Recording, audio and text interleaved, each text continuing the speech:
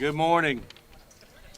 Listen, thank y'all for being here. This is a really special day as we get prepared to celebrate for our nation's 250th birthday.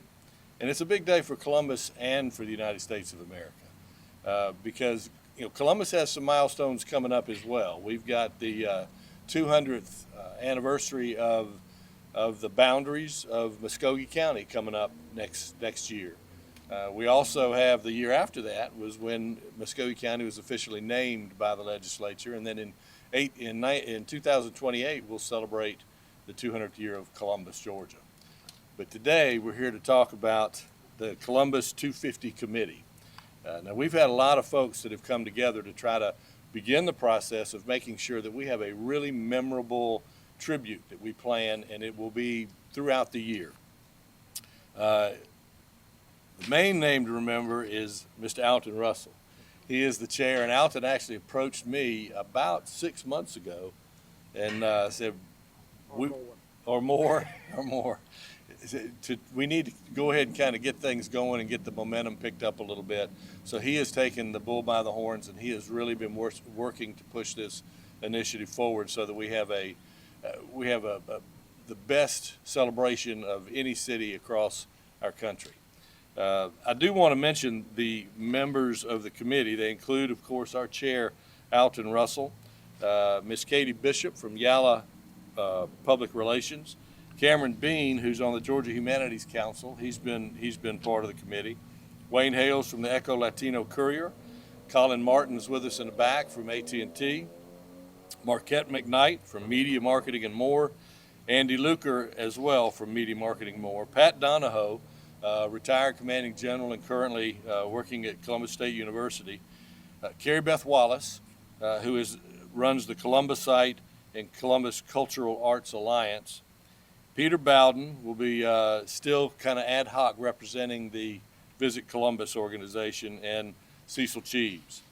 And as we continue to plan for this celebration in 2026, we hope to have as many companies and people and organizations as possible involved in this initiative. Now, there will be a sort of a working board that's going to be overseeing most of the activities, but we want as large of a general board as we can get because we want to be able to make sure that everybody who has some type of initiative that they're trying to bring about to celebrate this milestone, we want them to be able to do that. And we want to make sure that it meshes and we keep everybody informed.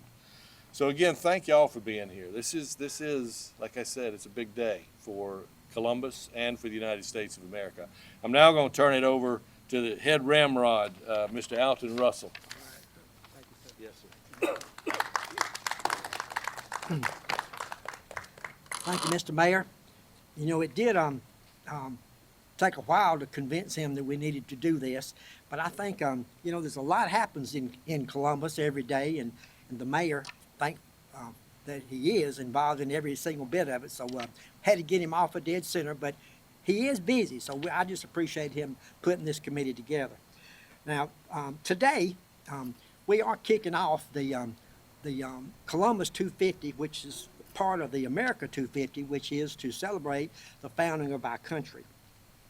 You know, there's a big word that I've been practicing, so this may not be right, but it's the semi-sesquicentennial.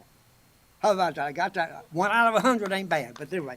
But the 250th anniversary of our country really and truly is next year, July the 4th, when they signed the Declaration of Independence. But today, what happened 250 years ago was Paul Revere's ride. But listen, you may not realize it, but in December the 13th, 1774, Paul Revere made his first ride. And his first ride was to alert the colonies that the redcoats, when he was riding, he didn't say the British is coming. And probably the reason is because everybody was British at that time. There wasn't anybody. We were colonies controlled by the British Empire and George III. But so his first ride was in December. But on this day, in fact, there was some guy, I can't think of his name, he was not from Columbus, Georgia, wrote this thing about, "Listen, my children, and you shall hear of the midnight ride of Paul Revere on the 18th of April in 75. Ne'er a man is now alive who remembers that famous day and year. Well, listen, when Paul Revere made his ride, we hear about the one if by sea, one if by land, two if by sea. Well, listen, that lantern and those lights had nothing to do with Paul Revere. That was to alert the countryside of what was happening, and he just made his ride. And you know, he became famous because of that ride, but you know, but he was not the only person.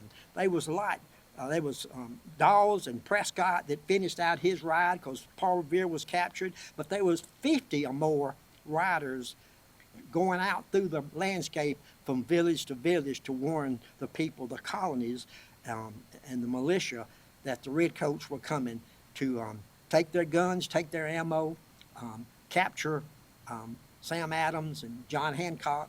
So they were making sure that that didn't happen. So that was the start of what we have today. And then tomorrow is also a big day. The first skirmish was at the Concord Bridge on the 19th of April, where shot heard around the world happened.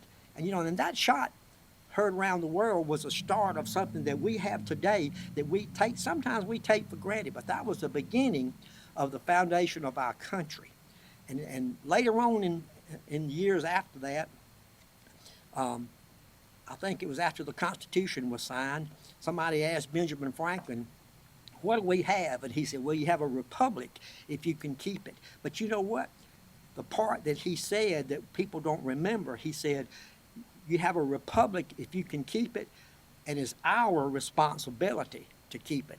People forget about that little addition that he said, but that's what he said. So it is our responsibility, and as we celebrate the founding of our country, what we're celebrating is the freedom that we have each and every day that we don't think about. You know, what they did in 1776 when they signed that Declaration of Independence, and then we fought like crazy to defeat a world power, a bunch of ragtail militia. That's what I was telling Chuck Williams a while ago, that people said we cannot win that war.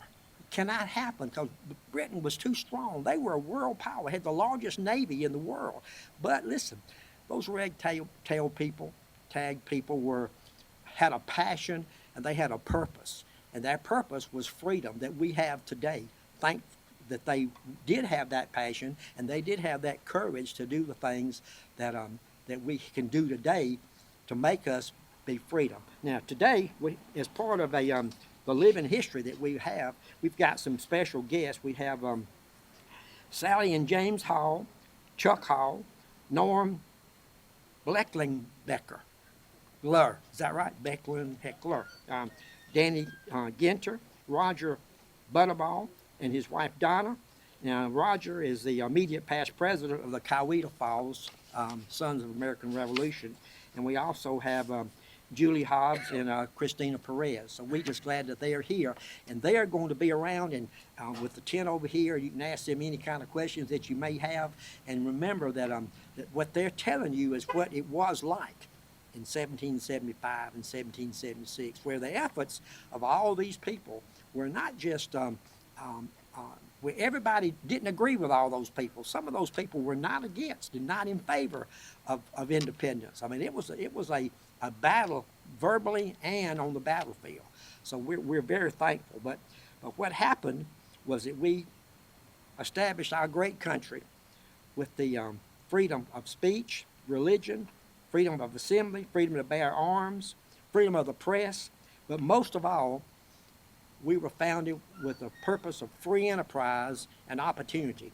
I don't care what anybody tells you today, there is no country like us in the world. And they say, well, why do we think we're excellent? That's because we are. There's never been another country like us before, and there hadn't been anybody else come along in the last 250 years that come close to what we have today. And the opportunity that we have, we can't take for granted.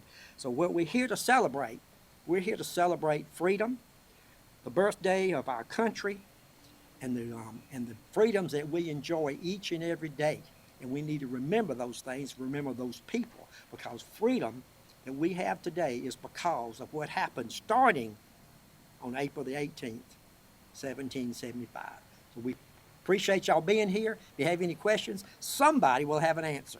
and I appreciate it. Thank you very much, and thank you for the mayor for letting us have this committee and getting it moving. I appreciate everybody coming. Have any questions, we'll do our best to answer them. Thank you. That work? All right. Y'all listen, meet these folks over here and see what they can tell you about our history, because they know it all. And if they don't, I'll tell you that they do.